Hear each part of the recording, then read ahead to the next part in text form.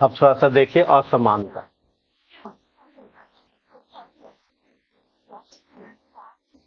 जिसको वैषम्य कहते हैं। आपसे क्या सवाल पूछा गया है कि साम्य और वैषम्य पर बात कीजिए। साम्य और वैषम्य पर आपने समानता की बात की। अब थोड़ा विषमता देख लीजिए कि दोनों में अंतर क्या है। पहले हम देखेंगे संत काव्य में और सूफी काव्य में क्या अंतर है। संत काव्य और सूफी काव्य में क्या अंतर। संत काव्य का मतलब कबीर,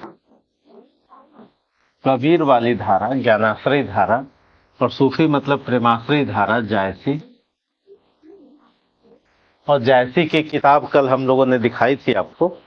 जायसी की देखिए ये किताब है, देखा है? अच्छा, अभी तक नहीं देखा है। हम लोग को पढ़नी भी दिया था, पढ़नी बोल रहे थे। हाँ, ये पद्मावत है। टोटल कितना खंड है? 58 खंड है। हाँ सारे, ये 58 खंड की किताब है। और कब लिखी गई? 1540-42 में लिखी गई। पुस्तक का नाम क्या है? पद्मावत। इसमें से 2 खंड आपके कोर्स में, 2 खंड कोर्स में, सिंघल द्वीप और नागमती वियोग खंड।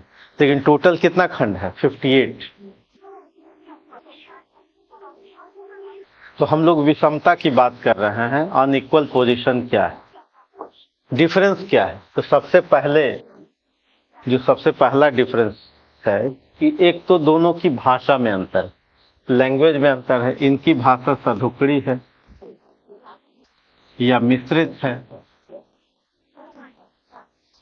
संत काव्य की भाषा क्या है? मिश्रित है। ये हिंदी साहित्य, ये हम लोगों ने अभी पढ़ा। संत काव्य, सूफी काव्य, कृष्ण काव्य और तुलसीदास।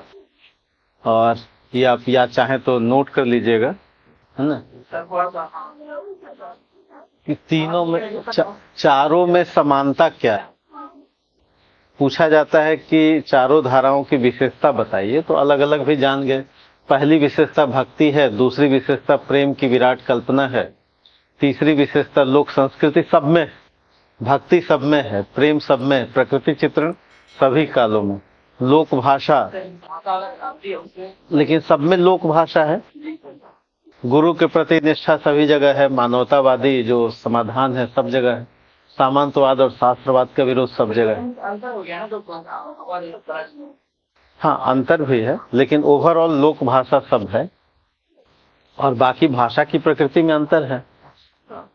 और लोक मंगल की अवधारणा सब जगह, पब्लिक वेलफेयर की अवधारणा।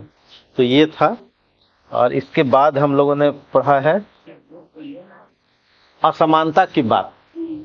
असमानता क्या है, वैषम्य क्या है। संत और सूफी में पहले देख रहे हैं कि दोनों में अंतर क्या है। सधुकड़ी भाषा है संत काव्य में। यहाँ की भाषा कैसी है? ठेठ अवधी। ठेठ अवधी मतलब देसी अवधी, यानी लोक अवधी। लोक अवधी, लोक अवधी। हम अंतर, पहले तो समानता की बात कर रहे थे, अब दोनों में डिफरेंस क्या है। दूसरा डिफरेंस है कि ये मुक्तक लिखा गया। मुक्तक मतलब कोई कथा नहीं है, स्टोरी नहीं है। कबीर के यहाँ कोई स्टोरी नहीं, कबीर के यहाँ कोई स्टोरी नहीं। सूफी काव्य में स्टोरी है, प्रबंध काव्य है। और आपने स्टोरी सुनी, यानी स्टोरी है। कल स्टोरी बताई गई। सूफी काव्य में कथा नहीं है ना, स्टोरी नहीं। क्रॉस किया हुआ ना। जैसे 2 लाइन की है, पाहन पूजे हरि मिले, खत्म हो गई बात। एक प्रॉब्लम उठाया, समाप्त हो गया। जबकि ये जो किताब है पद्मावत कैसी है? हाँ, पद्मावत जो है इसमें स्टोरी है, पूरी किताब स्टोरी। जो कल स्टोरी बताई गई थी, इनमें कोई स्टोरी नहीं। तो ये मुक्तक है, वो प्रबंध काव्य है। तीसरी बात, तीसरा अंतर दोनों में जो डिफरेंस है, संत काव्य और सूफी काव्य में हम लोग अंतर की चर्चा कर रहे हैं। तो अंतर 2 शिल्प के स्तर पर। एक और देख लीजिए, शिल्प के स्तर पर ये दोहा छंद, ये दोहा चौपाई।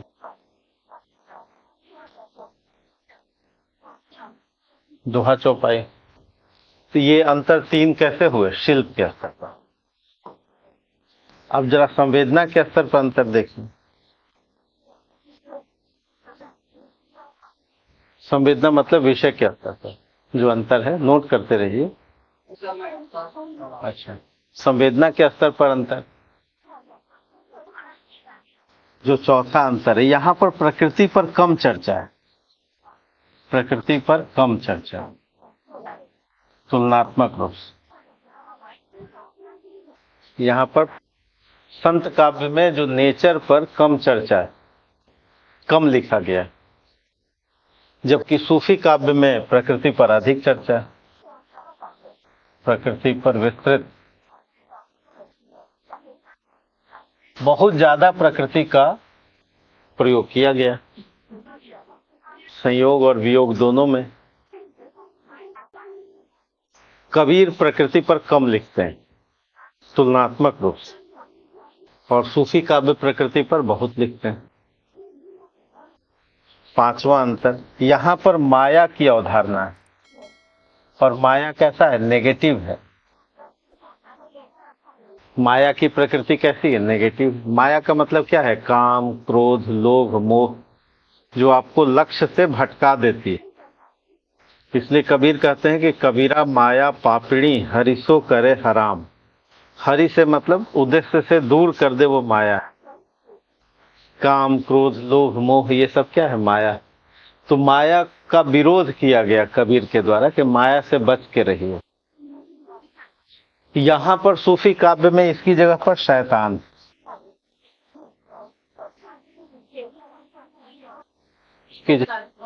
हाँ, लेकिन यहाँ पर ये शैतान पॉजिटिव और शैतान को थैंक्स बोला गया, धन्यवाद कहा गया। धन्यवाद यानी शैतान के प्रति कृतज्ञ है, मतलब उनको थैंक्स बोल रहे हैं कि भाई हम आपके ऋणी। क्यों ऋणी है? इनका कहना यह है कि शैतान भी अवरोध पैदा करता है, दिक्कतें पैदा करता है, लेकिन ये अवरोध और दिक्कत आने से लक्ष्य पाने की उत्कंठा और बढ़ जाती है। लक्ष्य पाने की, जैसे कोई समस्या हो तो लगे कि नहीं जी अब तो एकदम करके ही रहना है, तो शैतान बीच में अवरोध पैदा करता है। यहाँ भी अवरोध पैदा करता है, लेकिन इसका विरोध किया गया, यहाँ से बचने की बात की गई। लेकिन वहां पर अगर रास्ते में कोई अवरोध है तो सूफी काव्य कहते हैं कि तो अच्छा है कि हमको और लक्ष्य पाने की उत्कंठा बढ़ा दिया इसने। हम थोड़ा कम थे, डेडिकेशन कम था, तो अब डेडिकेशन बढ़ गया इसके आने से, तो इसलिए इसके प्रति वो पॉजिटिव। ठीक है। 6ठी बात, यहां पर जो विरह है एक पुरुष का है। कबीर एक पुरुष के रूप में है, कबीर का है विरह, लेकिन वो स्वयं को कैसे समझते हैं? वो स्वयं को नारी के रूप में देखते हैं। कबीर का विरह है, लेकिन अपने सेल्फ को यानी साधक को कैसा देखते हैं? स्त्रीलिंग रूप में, नारी के रूप में। लेकिन जब सूफियों की बात होगी तो यहां पर जो लक्ष्य है, लक्ष्य नारी रूप में। जैसे पद्मावती नारी, यानी ब्रह्म की प्रकृति का जो चेहरा है वो कैसा है? ब्रह्म नारी के रूप में है, और यहाँ ब्रह्म कैसे हैं? पुरुष के रूप। क्लियर हुआ? नहीं क्लियर हुआ? नहीं हुआ तो बताना चाहिए। नहीं हुआ, नहीं क्लियर नहीं हुआ तो बताए। यहाँ पर क्या है? जैसे वो कहेंगे, कबीर क्या कहेंगे कि दुल्हनी गावहु मंगलाचार, हे सखियों मंगल गीत गाओ। क्यों भाई? मेरे घर आए राजा राम भरतार, भरतार मतलब पति, यानी मेरे घर राजा राम पति के रूप में आए। तो राजा राम हमारा लक्ष्य है, यानी राम की भक्ति कर रहे हैं, लेकिन वो मेल है, और हम जो साधक है वो क्या है? फीमेल। तो भारतीय परंपरा में जो साधक है, जो वो अपने को फीमेल कह रहा है, और जिसको पाना है वो मेल। लेकिन जो सूफी परंपरा है इसका ठीक उल्टा है। वहां पर जायसी जो है, अब रत्नसेन है पुरुष, अब पाना है किसको? पद्मावती को। तो पद्मावती वहां ब्रह्म है। क्लियर हुआ? यानी यहाँ पर जिसको पाना है, ब्रह्म की प्रकृति नारी रूप है, यहाँ ब्रह्म की प्रकृति पुरुष रूप। इसका एग्जाम्पल कोई है इसमें? हाँ, इसका पद्मावती के लिए रत्नसेन जाते हैं सिंघल द्वीप, कल आपको कथा बताई गई थी। तो वहां पर ब्रह्ममय चेहरा किसका है? नारी का। और यहाँ ब्रह्म किसका है? पुरुष का। क्लियर हुआ? ये साधना की पद्धतियों में अंतर। क्लियर है? सातवां अंतर, संत काव्य में साधनात्मक रहस्यवाद कल पढ़ाया गया था, परसों रहस्यवाद। साधनात्मक रहस्यवाद अधिक है भावनात्मक, यानी पहले, चूंकि भारतीय परंपरा साधनात्मक रहस्यवाद की है, तो कबीर हठ योग वगैरह करते हैं, बाद में उनमें भावनात्मक रहस्यवाद आता है। ठीक है, लेकिन सूफियों में उसका उल्टा है, पहले भावनात्मक रहस्यवाद है, बाद में साधनात्मक रहस्यवाद। ठीक है। आठवां अंतर, यहां पर सूफियों के यहां नागमती का विरह बहुत डिटेल बताया गया, नागमती। और इसलिए नारी व्यथा का चित्रण भी है, नारी की व्यथा का चित्रण भी। स्टोरी में नागमती का विरह पूरा एक खंड ही, लेकिन कबीर में ऐसा कुछ नहीं है। कबीर का विरह है, लेकिन वो लगता है कि एक भक्त का विरह, लेकिन जायसी में जो नारी का विरह है, नागमती का विरह है, वो अधिक विश्वसनीय नजर आता है। किसकी तुलना में? संत काव्य की तुलना में। क्योंकि संत काव्य में कबीर के यहाँ विरह है, कबीर ईश्वर को चाहते हैं और कहते हैं कि अंखड़ियां झाई पड़ी, पंथ निहारी निहारी। रास्ता देखते देखते तो आंखों में झाई पड़ गई, लेकिन पाठक को, जो दर्शक है, पाठक है, पढ़ने वाला विद्यार्थी है, समाज है, उसको अनुभव नहीं होता उनका विरह। लेकिन जब नागमती का विरह होता है तो प्रत्येक व्यक्ति उसके दुख में शामिल हो जाता है। ये दोनों में अंतर समझ में आया?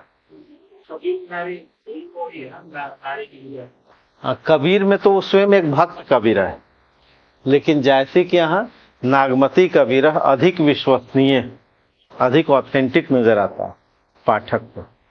जैसे आप कहें कि जी हम तो भगवान के विरह में हैं, तो पीछे वाला आदमी कहेगा कि आप पर क्या करेगा, विश्वास करेगा? लेकिन अगर कहा जाए कि नहीं जी, इस लड़की की शादी है और इसका पति कोई और लाने गया है, और तब वो विरह में है, तो विश्वास करेगा, विश्वसनीय। ठीक है, स्पष्ट हुआ?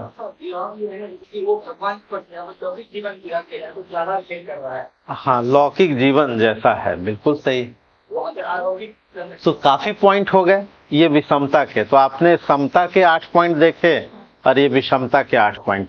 तो अगर पृथ्वी का अलग से आ गया तो फिर उसमें बताया नहीं गया कि हमें भी चिंता समता नहीं लिखना, तो हमें 16 पॉइंट हो गए ना। हाँ, ये सूफी में अकेले भी लिख सकते हैं। तो समता पृथ्वी को और समता के रूप में बता देंगे। जैसे मान लिया इसको हटा देते हैं, फिर देख, अब आपसे अगर कोई सवाल पूछा कि संत काव्य की विशेषता लिखते हैं,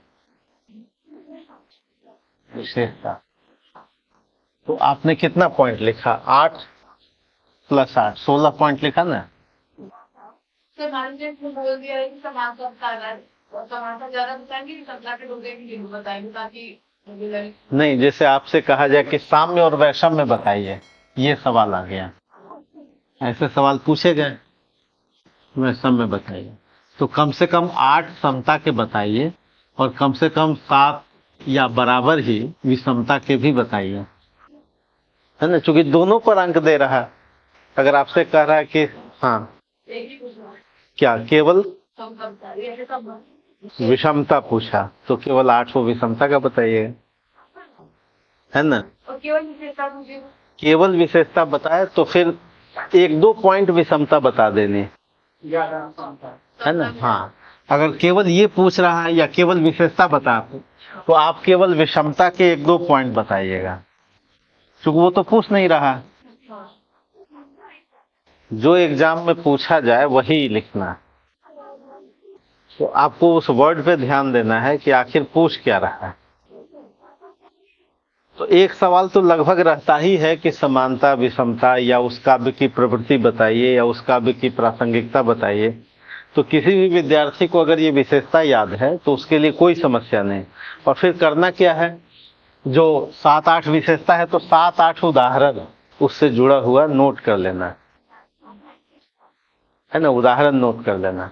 ये नहीं कि उदाहरण पूरा 20 रटना, 20 रटेंगे तो लिख नहीं पाएंगे। आपको लिखना कितना है, अगर 8 विशेषता है तो 8 उदाहरण या 10 उदाहरण पर्याप्त। तो ये करना है।